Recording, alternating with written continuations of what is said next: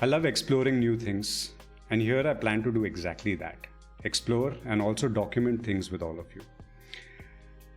Today I'm going to be talking to Rachit Badlani, a very good friend of mine, someone I've known for a very long time. Our paths actually crossed due to music. He's an amazing DJ, professionally working in human resources for over 10 years.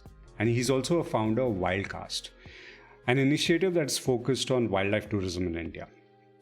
In the past, Rachit and I have had some lovely conversations.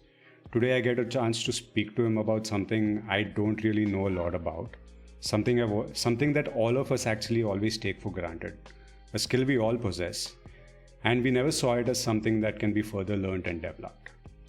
Welcome to Neoncast.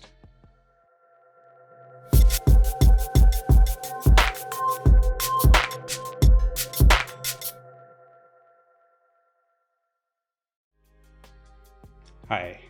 So emotional intelligence, what is it? Why should we learn about it? How does it affect our lives and lives of people we interact with? I've always been curious about this, and when I got to know that our guest is someone who's certified in this, I had to speak to him about it. So I'm going to bring in Rachit. Hi Rachit, how are you? What's up? All good. What's happening? How's it going? How's everybody at home? How are you doing? Everyone's fine. Just dealing with this. Can't wait for the lockdown to get over. I know, yeah. Oh, Finally, same here. Yeah, finally we are doing this. Like after, I don't know, months. I spoke to you about this a long time back, and then last year, and I've been planning to do this, and finally, yes, we are doing it right now. So I'm so happy about it. So Rachit, the topic for the day. So what is emotional intelligence? So a lot of people that I speak to are like, how can emotions and intelligence, come together? But it's a science in itself, and there have been studies around it, and it's a beautiful world out there. So basically, just to simplify it, it's got two components, if I can say so. One is self. How aware are you as a person? Do you really know yourself? Likings, dislikings, the kind of emotions that you go through, the kind of triggers that you have as a person, good or bad. And the second part is mostly do with others. So how do you really deal with others? How do you really communicate with them? What are your relationships with people around you? So basically, it's a combination of self-awareness and how you really relate to people around you. Yeah. So in a nutshell, that's emotional intelligence. So, like, I get that, but as it's also a new subject. It's never been around. At least I have not heard a lot about it. But nowadays, with things going on, I've seen that it has come to the forefront in terms of being an important topic that everybody knows. Why do you think it's so important? It's important because in comparison to say IQ is something that you're really born with.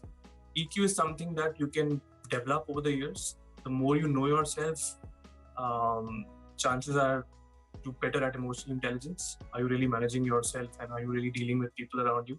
So it's a science that can be learned. I'll come back to the whole, typical Sachin versus Kamli example, and everybody knows why who had more in terms of talent and who was a better batsman at the end of the day.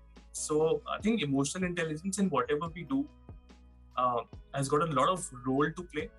And I personally believe that you can be really intelligent, you can be smart, but end of the day, you're working with people. अगर तुम लोगों के साथ काम कर रहे हो, कितने भी smart हो, intelligent हो, end of the day, you're going to deliver through people. So that's where the whole emotional intelligence picture comes in. And I mean, it's great to be smart, but if you can't relate to people, if you can't work on yourself, if you're not self-aware, then all of that goes to waste, unfortunately. I think I know what you're talking about. I've been guilty about it in terms of communicating with people, getting your point across. I know that. Because I know it's difficult at times, and I know that there is an issue out there that I need to sort, and I've been trying to explore this a little more. Empathy, things like that is something which I'm trying to develop a little more in terms of I have that quality within me. It's not that I'm not, but it's just that at times it's very difficult to portray this across to people. Because I even doing this is really big for me for one reason that I'm putting myself out there. The way I've grown up all these years, I've always been within myself, and this is also a chance for me to break out of that and do something more of it. So like coming to what I just said, so how do you gauge if somebody is low or high in emotional intelligence? I think before that, you asked me one more question. Why are we really talking about it now? Where was all of this, say, 5 years or 10 years, back? Yeah. So I think there have been changes that have happened, especially in the country, in the society, that have led to people talking more about emotional intelligence, mental wellness, and all of these things. I think it started with culturally India moving from a joint family system to a nuclear family system, where now we are 1, 2, 3, maximum 4 people staying together. Communication gaps are more. We're talking less with each other.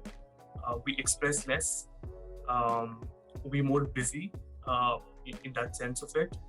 We're sharing less as compared to a joint family where you had a lot of people, you had elders to talk to, and you got a lot of wisdom getting passed on. But now I think it's more of I, me, myself. That's one part of it. Second part is technology. Say 5 years back, if you had to order food, you had to pick up a phone and call up the joint and have some kind of conversation with the person, and then if there's a confusion, then you solve that confusion. So all of these skills were coming into play. But now it's super simple. You log on to an app and you order food and you're not talking to anybody. And the maximum interaction is you taking that packet from the guy and then getting into your house. Third is social media. Everybody's celebrating success. You look at Instagram, somebody's having a great holiday, somebody's hitting the gym, somebody got a great body. And then you log on to LinkedIn, people are celebrating promotions, people are celebrating success. Everybody's busy appreciating themselves or others and, kind of branding themselves out there, which is not wrong. But what is doing to other people is a big FOMO. Why am I not able to get that holiday? Why am I not able to get that promotion? Things can be very different with everyone. Everyone has their own journey.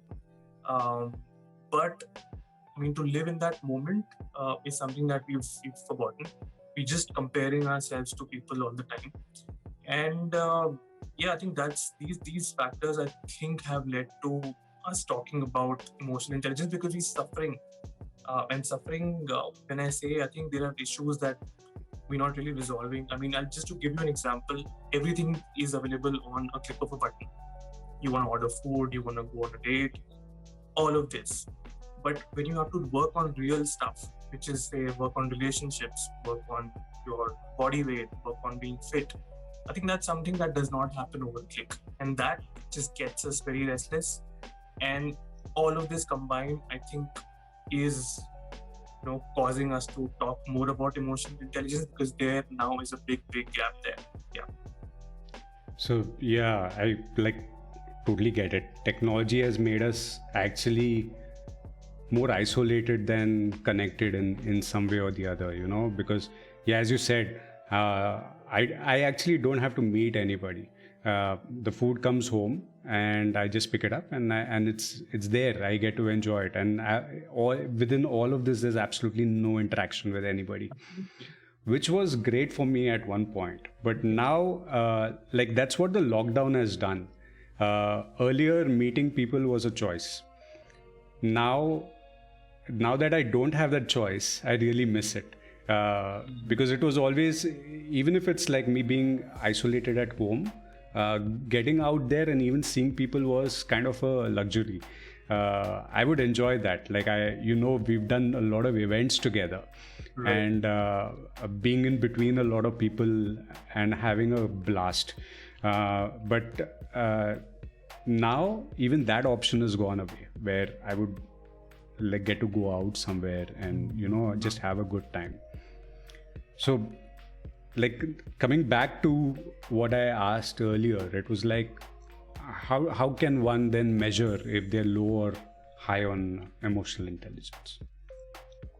I think the biggest sign, if I may call it, is how fast or how easily do you really get influenced by everything external around you. So how fast or how easily do you get FOMO? How fast or how easily do you get bothered by somebody else's success? How fast do you feel missed out on something that the other person has and you don't? I think that's something that tells you instantly that maybe you're not really clear about what you want, because you're looking at every other person, every other situation, and comparing or thinking, why am I not there, or why am I not getting this, or why my life is not like that. So I think if you're getting those kind of triggers very often, I think then that's a sign that you need to work more on the first part of it, which is self-awareness. And yeah, I think these are few quick signs that and trust me, I mean, I also get them, and everybody, we humans, so we tend to get these a lot. But how do you really identify that and then come back and put yourself back and bring yourself back to reality than comparing yourself with every other person that you see? That's on the self side, right? That's like me and getting to know myself better. One can, like as you said, feeling left out from what like the world, दुनिया आगे चली जा रही है, but मैं तो यहीं पे हूँ. That kind of a feeling. Exactly. And what about with other people? Like how with interacting with other people, and what's your thought on that? Like, how do I measure if I'm good enough or not good enough? That's a very wrong way to say it. But if I'm like, it can always be better, interacting with other people can actually always be way better, just to see that they are also humans on the other end. They respond almost the same way that you do, and just basic interaction with somebody else. Like for instance, let me give an example of what I want you to like this thing. It's like an office space. Workspace is one place which I see where we spend a lot of time, and we spend a lot of time with people who are sort of strangers. In some sense, they are actually strangers to you. Your interaction with them, however, is ironically the biggest part of your day. You come back home and you want peace and quiet, and you have got your set of people. But in the office space, there's politics, there's diplomacy, there's all these kind of things that happen. So how does one, how does one actually handle workspace? Like, how does it affect things in the workspace? I think very relevant point, and I think my biggest worry is with the lockdown, I'm going to lose out on all the people skills or the office skills, the softer part of it, because I've been working for the company and it's been a while, and I've been working from home. So when I joined the company, I joined it in the lockdown. So I've not been to office, I've not really met people. So for everyone around in the company, I am an email. And for me, people are emails. Yeah. So it's a very challenging situation, because something that can be just done by just getting up and walking up to a person now takes 4 emails or 5 emails, or takes a Zoom call, which is, I think, worse than that, because it just happens and you have to. Yeah. Sometimes you are okay switching on the camera, but sometimes you're not okay switching on the camera. It's just very uncomfortable, unnatural space. We're getting used to that. But to answer your question, I think when you're in office, I think you don't have a choice but to learn these softer aspects. How you really go and talk to people. How do you really get your work done? And I think even there, the key is, I think, to be genuine. And I think being genuine and being authentic is something which is very underrated. I can tell you by experience that most of the relationships that I've made, which are very strong, have been made because I was genuine. I brought out a very vulnerable side of me and showed it to people. People could relate, and we're seeing so much success around. on on social media platforms and everything, that people are missing that human element, that people can also fail. So I think, and people can also be vulnerable. So I think showing that side of you to people, being genuine, um, operating from a space where you want to even hear people talk and not just talk and talk. And it happens mostly in office spaces where everybody has a story and they want to talk to you and they want to tell their story. And that even happens in your personal life. So how do you really have, give that room to people where there is a very genuine conversation that happens? How do you really, even while dealing with people outside your office, people who are clients or vendors, how do you really get that connect personally with people? And like I said, by putting your vulnerable side out there and telling them that you're also affected and you're also human and you also the one who can make mistakes. I think these are things that really help building a connection with people, and that's what the other part of emotional intelligence talks about. It talks about communicating. It talks about um, how do you really manage relationships? How do you come across as genuine? How do you even really identify those political currents in a given setup, be it professional, be it personal? So I think these are things that have helped me personally, and this is my personal opinion. But yeah, I think being genuine and authentic always helps. Yeah, it definitely does. And then, like, just latching on to what you just said, um, it's handling failures. That's another big thing which one should actually kind of get equipped with. How does one deal with failures? How does one go about, or what is the best way, like, emotionally to deal with a failure? I think two things that I am also learning and I'm also trying to practice. One is understanding that everything cannot happen on a click of a button. You cannot get promoted on a click of a button. You cannot lose weight on a click of a button. Maybe there will be a time that comes where you can do all of these things on a click of a button, like you can order food and go on a date and 10,000 other things that you're able to do today.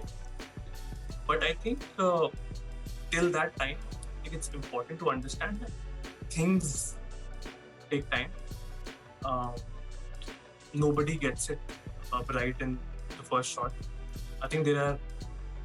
It's like a movie that you see on Instagram and Twitter and Facebook and LinkedIn. I mean, you just see the end product. You're not seeing what's going behind that. So people that you're really idolizing have also gone through failures. It didn't happen on overnight. So what you see is success. What you don't see is a series of failures that led to that success. So I think that's the first thing to understand, and I'm sure everybody knows about this. But then we tend to forget while we're in social media and try to, idolize some like a big corporate figure or somebody who's got a great body or an athlete. Um, Everybody goes through a series of failures. The journey can be different, but I mean it's long. It's not in a jiffy that you achieve success. Second is when you fail. I think the best thing to think about it is is it gonna matter, say, in next 5 years? And if yes, how much of this is gonna matter, next 5 years? I'll give you a very small example. When you fail, when you fail in school or when you fail in college, I think that day you feel that that's the biggest failure in my life, and I don't think I'm good for anything. But you take that thing and analyze that, say, 5 years down the line. I don't think it really matters. Yeah. I don't think I failing in economics in my college, I don't think it matters anymore. And but at that point in time, it felt like everybody's gone ahead and I'm the only guy who's failed. So yeah, I mean I'm good for nothing. So every failure in scheme of, say, next 10 years, how does that failure really look to you? How do you think it's gonna matter? Chances are 95% of the time it's not gonna really impact you the way you're thinking it will. And True. once you make that thing a big deal in your head, that this is something that's going to destroy my life, I think that's when you become, I mean, it's a dysfunctional stress that happens. You can't act. You cannot get yourself to get up again and go for it. So I think the second thing is to just understand and try and project in next 10 years or 5 years, how do you think that failure is going to impact you as a person? So that brings me to like exactly that, as you said, going back to school, studying and failing over there is probably your biggest failure, as you just said. Yeah, I mean, that point in time, it was the biggest. I mean, today exactly. I might not get a promotion and it might feel like the biggest failure ever, but 5 years down the line, I don't think it matters. Don't you think like this should have been taught to us like when we were in school? Because like it's sort of late right now, right? Like learning these things in college or even as a small subject that is just touched upon. I know that you've gone and given lectures in universities and you've interacted with students about this. But don't you think like this should have been something that we all learn way earlier in life? I think some of us have been fortunate that our parents kind of, drilled it into us because they were maybe emotionally aware and emotionally intelligent. But I think a lot of us, I think if you ask me, it's just damage control now. Yeah. Because, and on the cost of sounding very negative, I think it's how you really manage what you are today as a person. I mean, you can always learn and the subject and the science behind it, but it has a great impact when it's drilled into your head right from the beginning, when you start schooling and say up to when you're 15 and then beyond that. So I think it has to be a process which has to start early.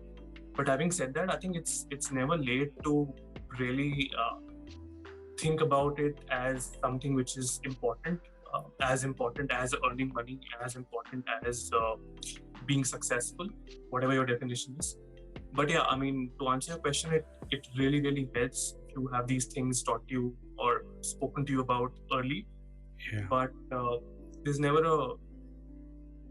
an age where you can't learn it. And trust me, there are tricks, there are tools that can help you to learn and imbibe things. True, like we have all grown up in India, and we've got our ways, right? We've always got to like there's always this push that is always there. You're always pushing ahead, and like I think in the Indian context it becomes very difficult because everybody's striving to be the best kid out there. Everybody's striving to have the best job, and I think that just continues, right? Like that is the loop that we all follow always. And I'm glad that you remind me of this, and I had something to share which I forgot. I think, and I've always observed this. It's not happening now, but in our times and in our parents' times, it used to happen. So you're born in India, and no disregard to the country. I think culturally we are like that. There's nothing wrong. There's nothing right. Yeah. But it's my personal observation. So when you're born, your parents push you to study when you get into school, and first, second, third, fourth, sixth standard, and then you get into seventh, and then there comes science, and you got physics, chemistry, biology, and they tell you this is the subject to learn, and you should do well in this. And then you reach 10th, and then they tell you this is the 10th board, and it's gonna help you in your career overall. So you try and crack that, and then you get great marks. Then you told that 11th is great class because you got to choose your subjects. So do this well, study well. It's gonna make you. You do that, and then you realize that no, 12th board is the thing because it's gonna get you a college. You try and crack that. Yeah. And you crack a great college. Then you enter the college and you realize that graduation में तो किसी को job नहीं मिलता. So what's the next? Try for a great MBA or a post-graduation college. So you try that, you crack CAT, and you crack different competitive exams, and then you finally get yourself into post-graduation college. So once you get there, you realize that पढ़ाई तो ठीक है. Placement is a real thing, so focus on that. So you do everything to get a job, and you get a great job, you get a well-paying job, and then you land up in an organization, and then you realize that job तो ठीक था, लेकिन promotion is the thing. I mean, जो अभी तक सीखा था वो तो कुछ काम का नहीं. So yeah, the next thing is promotion. This is gonna make my life. Finally, this is gonna make my life. And then you get that promotion, and You get that increment, and then your parents come back and tell you, "Hi, so theek hai, but to be actually settled and feel successful, you're gonna get married. So you go ahead and get married." Once you get married, the next question is, when are you having kids? Yeah. And then that's the thing that's been told you. That's the greatest pleasure of life, having your own kids and seeing them grow. So you actually have kids, and then what happens? You repeat the entire cycle, being parents with your kid. Yeah. Now, if you ask me, you always running to achieve something. What's next? What's next? What's next? And by the time you realize what's next, you've got a responsibility of another human being. So cycle is not bad, but where's the room to introspect? Where's the room to do something that you want? Where is the room to question what's happening?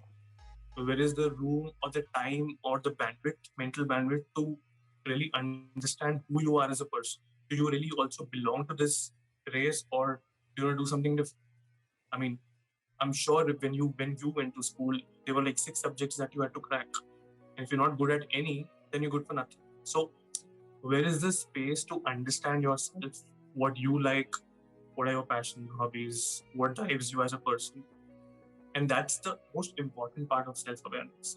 And that's not there. At least it wasn't there, say, when I was or you were growing up. But I think things are changing. Kids these days are much more aware of what they really want. They've got their priorities set. And hence they've got a lot of time as well, because they've got their basics sorted. They've got a lot of resources on their hand. So it's a changing phase, and I think a lot of good will come out of this. And yeah, exciting times ahead, I guess. Yeah, I've been for me, like as you said, schools 6 subjects. I've been very lucky that my parents didn't really push me that way. I was very bad at languages. Hindi, Marathi were the worst subjects. Social sciences, basically history, geography, economics, civil. We had civil studies. I was horrible at that. There were 2 subjects that I was decent at. That was maths and science. And they didn't really like torture me for anything else. Like, no, you've got to get these many marks in Marathi, because I can speak, I can communicate, and that's what is most important. The stories I've learned when I was growing up, those have been great for me. So it's not that Marathi as a language was something that was a problem. It was just that I could not grasp and retain it at that time. When they were like, chill, it's all right. You focus on what you like to do. And that brings me again to like having hobbies is also such an important thing. Just as you said, there's no time to introspect. There's no time to do absolutely anything. And because you don't have anything, there's no outlet for your creativity or even just that thought process, like just spend some time of your day where you're doing something for yourself rather than doing something for everybody else in the world. Right. Taking care of yourself also is very important. Yes, everything else is there. Like once you have a family, you have a kid, there are responsibilities and you have got to take care of them. But then also there you've got to give enough time to yourself as well in the whole process. Because if you don't do that, you're just going to go crazy, or it's just going to go out there. The next thing that I wanted to ask you was like, how does one help himself or herself to get better? Like what can one do? What are the tools that one can use for this? So in terms of tools, there are technical tools, but if I take them here, then we're going to spend a lot of time. But I think one thing that's really helped me to be more aware is having a mission statement for myself. And we all know that organizations have a mission and a vision statement for themselves. So I think it's important and a great area to have one for you as well. What that really does is it gives you direction. So to have a vision statement for yourself, you need to be, asking yourself a lot of questions. What do I want from life? What are my likes? What are my dislikes? What drives me as a person? What is my passion really? What keeps me happy doing this or doing that? And what do I really want to be known for? Ultimately. and what's that one thing that should come to people's mind when they think of peace? So I think these are a few questions which will, I think, help anybody to write a vision statement for themselves. The idea is to document what you really want to be. It will give you a lot of self-awareness. I mean, once you start doing this is not an easy process. Once you start doing this, you might uncover and discover a lot of things about yourself which were there hidden subconsciously, but you've never really thought about it. Second, it will stop you from really comparing your journey with a lot of people that you see on social media.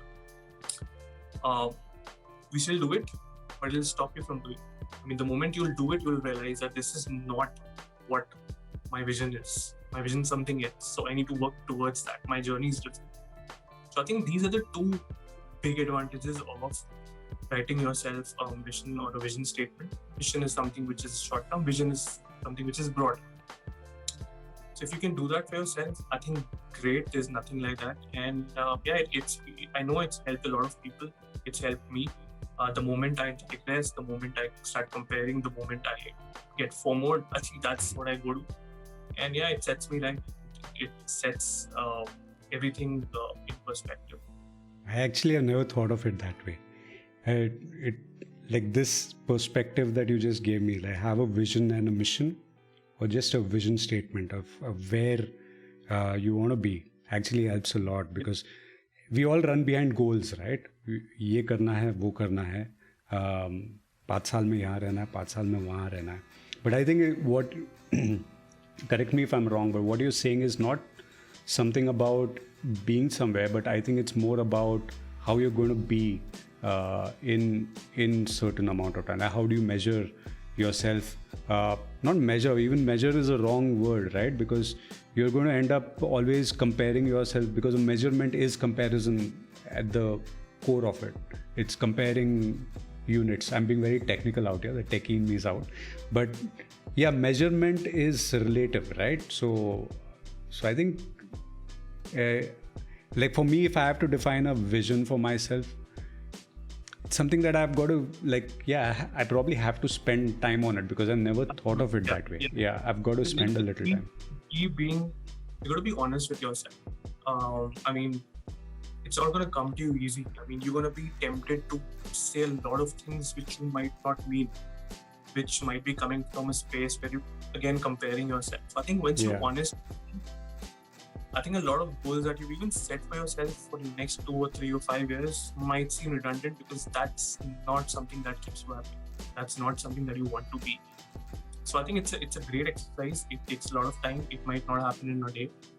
But there are tools available out there, and that's exactly how organizations do their mission and the vision statement. So I think it's very relevant for individuals as well. And once you're honest about it, I'm sure the more honest you're about it, the more relatable your mission statement is going to be to yourself.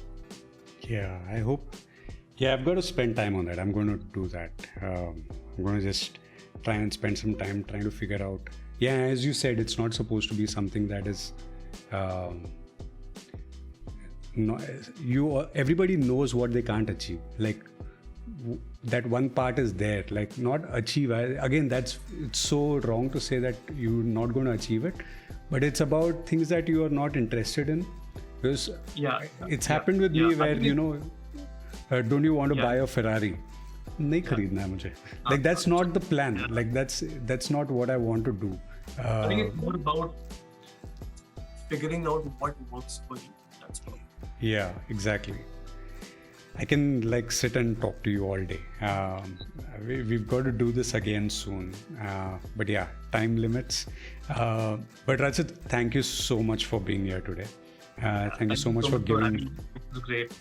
And I hope to see you soon, man. It's been way too long since we've same here. And I just want to put it out there, these are completely my views. Don't come back and storm me with it. I think we're not blaming anybody, we're not blaming the society, we're not blaming the culture. It's just about again figuring out what works for you, and what works for you might not work for somebody else. But I think I wish everybody had it figured or at least, make the right step in that direction. So yeah, thank you again for having me. Thank you so much, Rachit. I hope, again, as I said, I hope to see you soon, and Absolutely. let's meet up soon. Perfect. Bye. Bye. So that was Rachit. I hope you enjoy this talk that we've had. It's been great actually having him here. And yeah, if you like this, do subscribe. And I'll see you soon.